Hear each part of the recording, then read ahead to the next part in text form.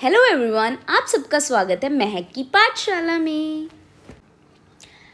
आज हम करेंगे इंट्रोडक्शन टू अकाउंटिंग। ये +1 का अकाउंटेंसी सब्जेक्ट का बहुत ही इंपॉर्टेंट चैप्टर है, जो बिल्कुल स्टार्टिंग चैप्टर है। यूजुअली बच्चे इस चैप्टर को स्किप कर देते हैं या छोड़ देते हैं और वो सीधा अकाउंटिंग इक्वेशन से या प्रैक्टिकल जो भी चैप्टर्स होते हैं उनसे स्टार्ट करते हैं। बट ऐसा बिल्कुल नहीं करना चाहिए, क्योंकि ये चैप्टर्स जो हैं वो आपका अकाउंटेंसी में बेस क्रिएट करते हैं। अगर इन चैप्टर्स को अच्छे से समझ लिया तो आप आगे जाके अकाउंटेंसी से डरोगे नहीं और अकाउंटेंसी आपका फेवरेट सब्जेक्ट होगा। सो आज हम करेंगे characteristics of accounting. Let's begin with the topic characteristics of accounting. तो हमारे पास यहाँ पे 7 डिफरेंट कैरेक्टरिस्टिक्स हैं अकाउंटिंग की। हम इन्हें अच्छे से समझेंगे। मैं हर एक कैरेक्टरिस्टिक आपको डिटेल में समझाऊंगी, तो क्रैम नहीं करना है, हमने अंडरस्टैंड करना है। So let's begin with the first characteristics, identification of financial transaction. तो सबसे पहले आपको क्या करना होता है, फाइनेंशियल ट्रांजैक्शंस को आइडेंटिफाई करना होता है। तो आपने क्या आइडेंटिफाई करना है, सबसे पहले जो ये ट्रांजैक्शंस हैं वो बिजनेस से बिलोंग करती हों, ये बिजनेस की ट्रांजैक्शंस हो, कोई आपकी पर्सनल ट्रांजैक्शन ना हो या आउट ऑफ द बिजनेस ना ट्रांजैक्शंस हो। जो भी फाइनेंशियल ट्रांजैक्शन हो उससे आपके बिजनेस को इम्पैक्ट हो रहा हो, आपके बिजनेस से बिलोंग करती होनी चाहिए वो ट्रांजैक्शंस। और उन्हीं ट्रांजैक्शन को आप अपनी बुक ऑफ अकाउंट में रिकॉर्ड करते हो जो आपके बिजनेस की ट्रांजैक्शन होती हैं। तो वो बिजनेस की तो हमने चेक कर लिया कि ये हमारे बिजनेस की ट्रांजैक्शन है। उसके बाद एक और कंडीशन है, उन ट्रांजैक्शन की मॉनेटरी वैल्यू होनी चाहिए, कि हम उन ट्रांजैक्शन को मनी की टर्म्स में डिफाइन कर सकें। जैसे कि हम देखते हैं अभी एग्जांपल्स कुछ, परचेज ऑफ रॉ मटेरियल। देखो, रॉ मटेरियल आप परचेज कर रहे हो तो ये आप अपने बिजनेस के लिए ही कर रहे हो, उसको फिनिश गुड्स कन्वर्ट करने के लिए। तो ये बिजनेस ट्रांजैक्शन तो है, बट उसके साथ साथ रॉ मटेरियल है। हमें पता होगा कि हमने 10,000 का खरीदा है, 20,000 का खरीदा है, तो उसकी मॉनेटरी वैल्यू भी है। तो ये एक फाइनेंशियल ट्रांजैक्शन हुई, ठीक है। फिर वैसे ही सेल ऑफ गुड्स वर्थ ₹40,000, अब गुड्स सेल कर रहे हो तो ये बिजनेस ट्रांजैक्शन है, और वर्थ ₹40,000 तो इसकी मॉनेटरी वैल्यू भी है। Quality of management is high. तो देखो, quality of management is high, ये बिजनेस की ट्रांजैक्शन तो है कि क्वालिटी, क्योंकि ये बिजनेस से रिलेटेड है। तो quality of management is high, but इसकी कोई मॉनेटरी वैल्यू नहीं हम असाइन कर सकते, कि हम इस चीज़ को मनी की टर्म्स में नहीं बता सकते, क्योंकि ये क्वालिटेटिव एस्पेक्ट है। तो ये क्वालिटेटिव ट्रांजैक्शन हुई, बट है हमारे बिजनेस की, पर इसकी कोई मॉनेटरी वैल्यू नहीं है, तो इसको हम बुक्स ऑफ अकाउंट्स में रिकॉर्ड नहीं कर सकते। तो ये हमारी फाइनेंशियल ट्रांजैक्शन नहीं हुई, right. So purchase of car for office use, अब कार को परचेज कर रहे हो ऑफिस के यूज़ के लिए, तो ठीक है, तो ये कार की वैल्यू तो होगी, कुछ मॉनेटरी वैल्यू हम दे सकते हैं इसको, और ऑफिस यूज़ है तो ये हमारी बिजनेस ट्रांजैक्शन भी हुई। तो ये हमारी ट्रांजैक्शन हुई जो हम बुक्स ऑफ अकाउंट्स में रिकॉर्ड कर सकते हैं। Purchase of radio for personal use, आप रेडियो की परचेज कर रहे हो पर्सनल यूज़ के लिए, ठीक है। तो आप रेडियो की परचेज कर रहे हो तो आपको पता है कि उस रेडियो की कुछ मॉनेटरी वैल्यू होगी, जितने में आप परचेज कर रहे हो, से 10,000, 15,000, what ever the amount is for personal use. तो आप अपने पर्सनल यूज़ के लिए कर रहे हो, तो ये आपकी बिजनेस की ट्रांजैक्शन नहीं हुई।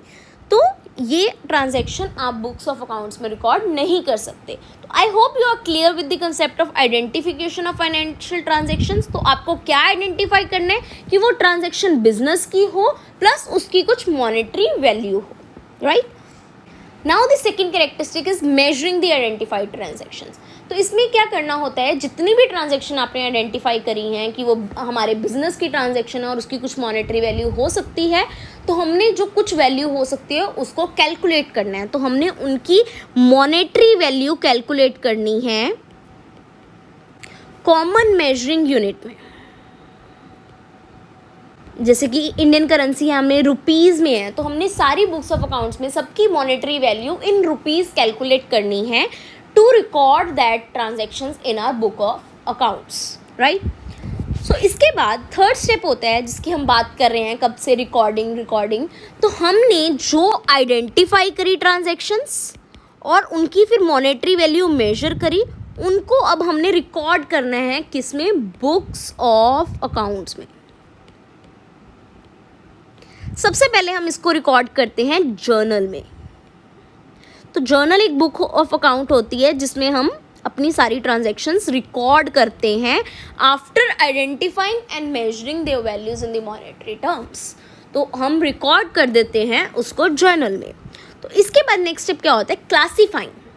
So next characteristic is classifying. तो हमने क्या है, जितनी भी ट्रांजैक्शन हमने जर्नल में रिकॉर्ड करी है हम उसको सॉर्ट करते हैं, हम उसको क्लासीफाई करते हैं।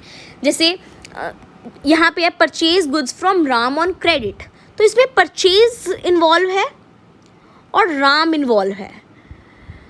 तो जितनी भी हमने परचेजेस करी हैं उसका एक अकाउंट बन जाएगा और वो सारी परचेजेस इस परचेज अकाउंट में आ जाएंगी। और राम के साथ हमारी जितनी भी डीलिंग हुई है, जितनी बार भी हमने परचेज करी है, वो राम के अकाउंट में आ जाएगी। तो ऐसे हमने पहले जो था जर्नल में हमने सिंगल सारी एंट्रीज जितनी भी थी परचेज की, सेल की, सारी एंट्रीज डाली थी। बट अब क्लासीफाइंग में क्या कर रहे हैं, हम जितनी भी परचेज से रिलेटेड ट्रांजैक्शन होंगी वो एक उसमें अकाउंट में, राम के रिलेटेड एक अकाउंट में, अगर हम सेल कर रहे हैं तो सेल्स का एक अलग से अकाउंट बनेगा। हम सॉर्ट कर देंगे बेसिकली सारी ट्रांजैक्शंस को अपने अपने उसमें, राइट। अब जैसे हरी है, हरी का एक अकाउंट बन जाएगा, हरी से जितनी भी ट्रांजैक्शन होंगी वो सारी इस अकाउंट में आ जाएंगी, ठीक है। कैश है तो कैश का एक अलग से अकाउंट बन जाएगा। तो हम अलग अलग तरह उसको क्लासीफाई कर देंगे, हम एक सॉर्ट कर देंगे चीज़ों को कि ये इसमें आएगा, ये इसमें आएगा, राइट। उसके बाद क्लासीफाई करने के बाद हमारे पास नेक्स्ट कैरेक्टरिस्टिक्स आती है समराइजिंग। तो समरी में क्या करते हैं, हम एक समरी तैयार करते हैं। जैसे कि हमारी पीछे ट्रांजैक्शन थी, जैसे ये परचेज है, राम है, तो हम एक समराइज कर देते हैं एक उसमें अकाउंट में, ठीक है। तो जैसे टोटल जितनी भी परचेजेज हैं वो हमने सारी इसमें लिख देनी है, जितनी भी सेल्स है वो भी लिख देनी है। हमने जितना, जैसे राम का अकाउंट बनाया था उसका जो टोटल आएगा या उसका जो बैलेंस बचेगा वो हमने बना देना। हमने एक प्रॉपर उसकी एक समरी तैयार कर देनी है अपने बिजनेस उसको दिखाने के लिए कि हमारे पास पूरे साल में इतनी परचेजेस हुई, इतनी सेल्स हुई। तो एक प्रॉपर, जैसे समरी का मतलब क्या होता है, इन शॉर्ट में हम सब कुछ समझाना, तो राइट। तो हम समराइज कर देते हैं पूरे उसको, जितनी भी हमारे बुक्स। पहले हम जर्नल बनाते हैं, जर्नल से हम लेजर अकाउंट्स बनाते हैं, उनको क्लासीफाई कर देते हैं अलग अलग अकाउंट्स में। फिर उन अकाउंट्स के जो बैलेंस होते हैं वो हम एक शीट पे नोट डाउन कर देते हैं इसकी तरह कि हमारे पास इतना साल में टोटल परचेजेस हुई थी, इतनी हमारे पास सेल्स हुई थी, राइट। इससे हम फिर प्रॉफिट एंड लॉस अकाउंट बनाते हैं, बैलेंस शीट भी बनाते हैं, राइट। तो ऐसे करके हम समराइज कर देते हैं अपनी बुक्स ऑफ अकाउंट्स को कि ये ऐसे ऐसे ये सारे स्टेप्स होते हैं हमारे पास जर्नल में। जैसे जैसे ट्रांजैक्शंस आती हैं वो हम जर्नल में रिकॉर्ड करते रहते हैं। फिर उसके बाद हम उसको क्लासीफाई कर देते हैं अलग अलग अकाउंट्स में, जिसका अकाउंट होता है उसके अकाउंट में वो ट्रांजैक्शन चली जाती है। उसके बाद हम उनको समराइज करते हैं, पहले ट्रायल बैलेंस बना के एक शीट में सारी टोटल्स लिख देते हैं, एंड देन उससे हम अपना पूरा प्रॉफिट निकालते हैं और बैलेंस शीट बनाते हैं। तो हम अपने बुक्स ऑफ अकाउंट्स को समराइज कर देते हैं ऐसे, राइट। उसके बाद हमारे पास आता है एनालिसिस एंड इंटरप्रेट। जितनी भी हमने समराइज करा होता है हम उनका एनालिसिस करते हैं। वो एनालिसिस क्यों करते हैं कि जो हमारे फाइनेंशियल इंफॉर्मेशन के यूज़र्स हैं वो एक मीनिंगफुल जजमेंट बना सके हमारे बुक ऑफ अकाउंट से कि हमारी कंपनी की प्रॉफिटेबिलिटी कितनी है, हमारी कंपनी कैसे ऑपरेट करती है, उसकी फाइनेंशियल पोजीशन क्या है। ये सब चीज़ों के लिए हम उसका एनालिसिस करते हैं कि हमें कंपनी की प्रॉफिटेबिलिटी और फाइनेंशियल पोजीशन के बारे में पता लगे।